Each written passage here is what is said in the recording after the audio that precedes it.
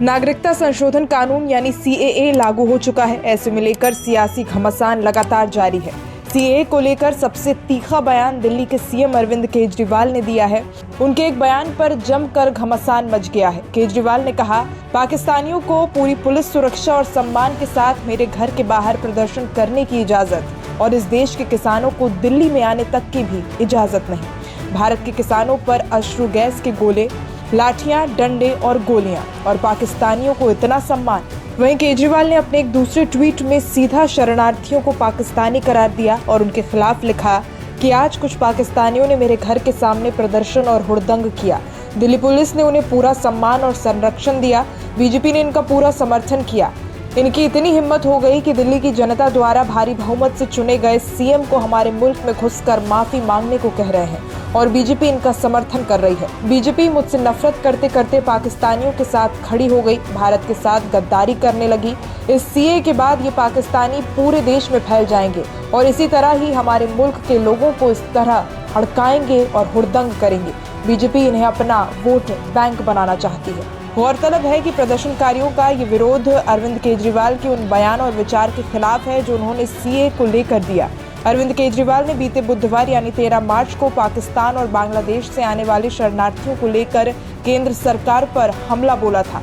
उन्होंने कहा था कि पाकिस्तान और बांग्लादेश के शरणार्थियों को अगर भारत में नागरिकता दे दी जाएगी तो फिर हमारे देश के नागरिकों का हक मारने वाली बात हो जाएगी। इससे पहले अरविंद केजरीवाल ने बुधवार को कहा कि लोकसभा चुनाव से ठीक पहले सीए लागू करना बीजेपी की वोट बैंक की गंदी राजनीति है।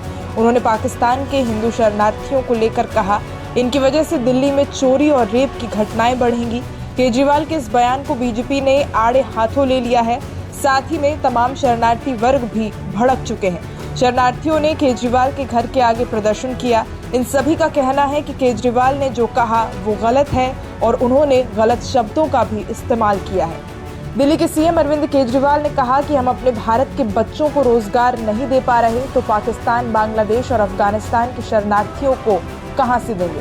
पहले अपने बच्चों के लिए तो नौकरी का इंतजाम कर लो। ये मेरा कल मूल प्रश्न था। उनके लिए घर कहां से आएंगे जो आप इतनी बड़ी संख्या में पाकिस्तान से, बांग्लादेश से लोगों को लाके अपने देश में बसाना चाहते हो, माइग्रेशन करवाना चाहते हो। वो उनके लिए घर, उनके लिए नौकरियां, उनके लिए संसाधन कहां से आएंगे।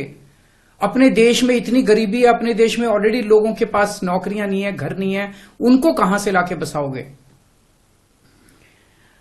आजादी के बाद काफी बड़े स्तर के ऊपर माइग्रेशन हुआ था।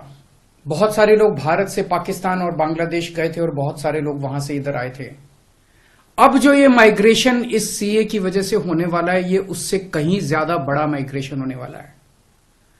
पाकिस्तान, बांग्लादेश, अफगानिस्तान, इनका कहना है कि सीए के तहत इनके अल्पसंख्यक जो हैं वो अगर भारत में आके रहना चाहेंगे तो उन्हें उस बात की मंजूरी दी जाएगी, उन्हें हमारे भारत की नागरिकता दे दी जाएगी।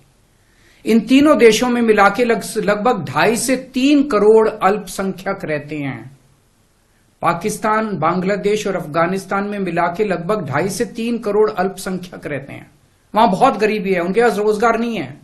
भारत में आना और भारत की नागरिकता मिलना उनके लिए तो बहुत बड़े सपने की तरह है।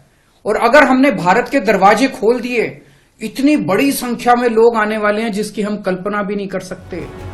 वहीं इस मामले में उत्तर पूर्वी दिल्ली से बीजेपी सांसद मनोज तिवारी ने सीएम अरविंद केजरीवाल की ओर से सीए को लेकर जारी बयान पर सख्त ऐतराज जताया है। उन्होंने कहा, सीए का विरोध कर सीएम ने साबित कर दिया है कि वो हिंदुओं, सिखों, ईसाइयों और बौद्ध, जैनियों और पारसियों के बहुत बड़े दुश्मन हैं। सीएए का विरोध करके अरविंद केजरीवाल जी, आपने ये सिद्ध कर दिया कि आप हिंदू, सिख, ईसाई, बौद्ध, जैन, पारसी, इन सभी के आप बहुत बड़े शत्रु हैं।